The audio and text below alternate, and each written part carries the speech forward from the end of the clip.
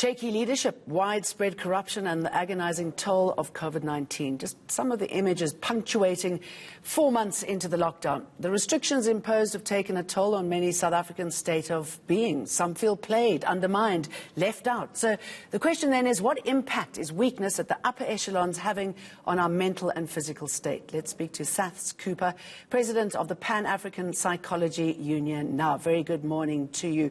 What are we seeing in these murky times where people feel they just don't know what to think?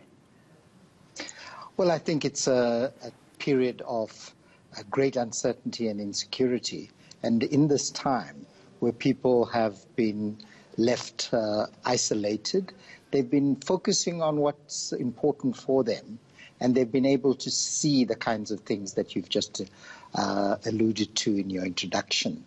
And therefore, the words from government and other spokespersons are taken with a huge pinch of salt. So the lack of trust and lack of faith, I think, in what's going on looms very large. I think we need to acknowledge that in the first month or so, there was complete support, and then it began to crumble because of the mixed messages, because on the one day, one person was saying X, and on the next, somebody else was saying something else. In this mix, we've had all sorts of court challenges, and invariably in this kind of environment, people raise job losses, etc., ignoring the fact that also for the majority of people out there, they have no jobs. They have, if they do, minimal work, and we don't have a social blanket. Initially also the orientation was to prop up the public service and in particular the health sector. But very little has been done in that regard in the early months, and almost in the latter part of the last few weeks we've had capacity increase. But it's significant also that more has increased in the private sector than in the public sector. So what is it that government is about? Because it's all very confusing. And I think even if you were more informed, the picture is one of indecision, and the result is people are just left on their own resources. There isn't the kind of support, there isn't the kind of enablement that ought to happen. If there is this lack of leadership from up on high in a difficult time when people need some sort of guidance, to be told that everything is going to be okay, how do you find that strength in yourself?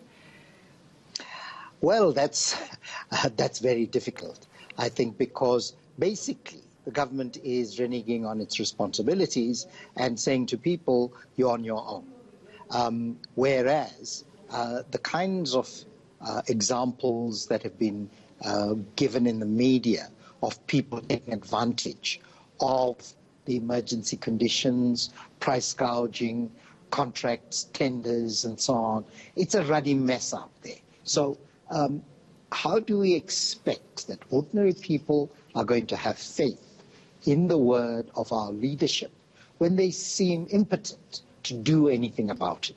One would have thought, for one, that given the harsh lockdown conditions, which were just simply holus bolus taken over from other countries without looking at our own conditions, and yet there was compliance. But the brutality in which some of that was enforced tended to exacerbate the distrust and lack of faith in leadership, in organs of state. So all of these are not new, but they've been compounded by this period of the COVID pandemic. So we've got, fortunately for the current government, who have almost very little to do except manage COVID, they have done a poor job, and the result is people are getting fed up.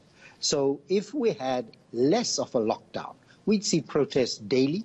If there weren't police and the military on the streets, we'd see everyday in different parts of the country, people taking to the streets, expressing their anger. But given the conditions and also given the harsh economic reality, where I saw a statistic recently saying a quarter of the people are in dire hunger, whereas another quarter are experiencing extreme hardship. So if you see that kind of picture emerging, the future looks bleak unless something gives. And you talk about rejuvenating the free zones of the mind. I mean, how do you do that when you see limitation of your rights? Well, you know, the limitation of rights at the public level is one thing. But when you see and you experience that insult to your integrity, to your sensibilities, because of the idiocy expressed by some people in leadership, then it says the breakdown of trust relations are very high in our society. And I'm afraid that is where we're heading right now. And look, the lockdown is supposed to end next month. Let's see what happens. But given the current state, where the statistics tell us we're fifth in the world for such a small population, for that rate of infection. So I think we need to see something give, and the president needs to take swift action if he's going to retain a modicum of faith in his own leadership. Good to talk to you, Saths Cooper.